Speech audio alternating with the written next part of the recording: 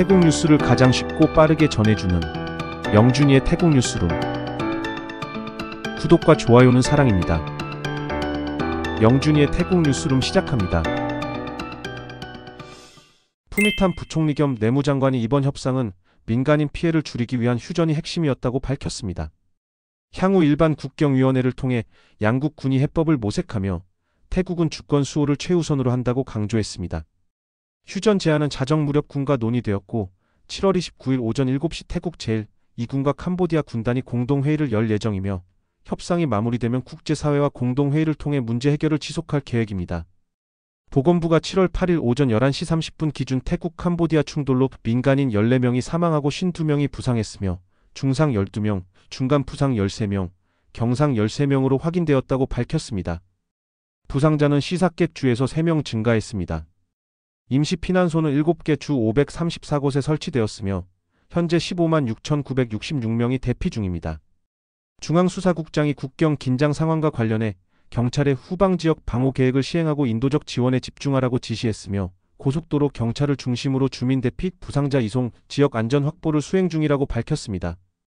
7월 29일 생필품 수송 차량이 파견될 예정이며 경찰은 척 십자사의 헌혈도 진행합니다.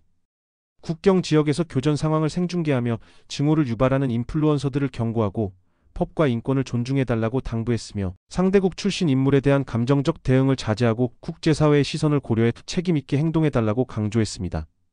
수린주 국경 지역 주민들이 캄보디아의 무조건 휴전을 신뢰할 수 없다고 밝히며 지난 5일간 폭격 소리로 인해 숙면을 취하지 못했고 오늘이 가장 격렬한 교전이었다고 전했습니다.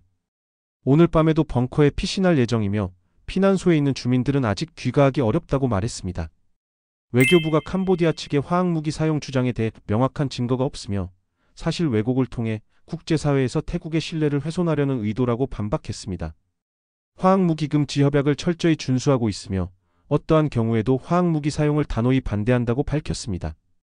태국이 전사한 캄보디아군 병사 12명의 시신을 시사켓 국경 검문소에서 캄보디아 측에 인도했습니다. 인도주의 원칙에 따른 조치로 전장에서 사망한 군인에 대한 예우라고 밝혔습니다. 시사켓 프라위안 인근 태국 캄보디아 국경 긴장이 고조됨에 따라 주지사가 깐타라락, 쿠난, 쿡한, 푸싱 등 4개 지역을 긴급 재난지역으로 선포했습니다. 방제국은 피난소에 구조 장비를 긴급 투입했으며 주민들은 정부 지정 임시 피난소 또는 친척 집으로 대피했습니다. 분신 제2군 사령관이 캄보디아 측이 자신이 사망했다는 사진을 유포한 것에 대해 가짜뉴스라고 밝히며 현재 국경 지역에서 병사들과 함께 임무 중이라고 했습니다. 신뢰할 수 있는 기관의 정보를 따를 것을 당부했습니다. 패통탄 문화장관이 난주를 방문해 태풍 위파로 인한 피해 상황을 점검하고 주민들을 격려했습니다. 첫 방문지인 푸민사원에서는 벽화와 유적 손상 여부를 확인했으며 예술국장은 벽화는 직접적인 손상은 없으나 습기 문제를 주의해야 한다고 밝혔습니다. 수린에서 캄보디아 로켓탄이 민가에 떨어져 가옥이 전소되고 소 6마리가 전부 폐사하는 피해가 발생했습니다. 소들이 몰사한 축사와 전소된 고상 가옥이 확인되었으며 현장에 있던 오토바이와 가재도구도 모두 불에 탔습니다. 집주인은 다행히 가족들은 이미 대피해 인명피해는 없었으며 소들의 사체만이 남아있어 누구도 손대지 못하고 있는 상황입니다. 방콕은행 부사장이 태국이 미국의 36% 관세를 적용받을 경우 수출과 투자에 큰 타격을 입고 경쟁국 대비 불리해질 것이라며 정부가 미국과의 협상을 서둘러 25% 수준으로 합의하길 기대한다고 밝혔습니다. 수출 의존도가 60%인 태국은 고율 관세가 장기적으로 큰 손실을 초래하며 베트남, 인도네시아, 일본 등은 이미 20% 수준으로 관세를 합의해 투자 유치에서 우위를 점하고 있다고 경고했습니다.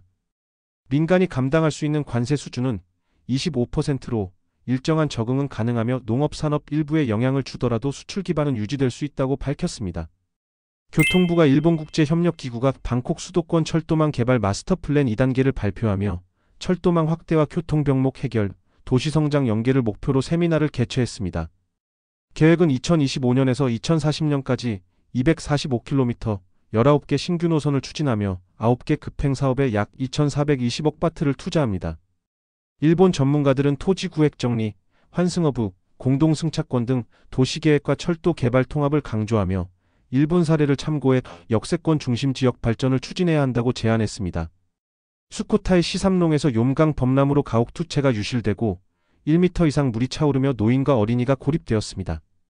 구조대가 급류를 뚫고 구조에 모두 안전하게 대피시켰으며 피해는 약 600가구로 추정됩니다. 현재 유입수가 계속 늘어나 수코타이 병원 인근까지 범람 우려가 있어 비상 대응 중입니다.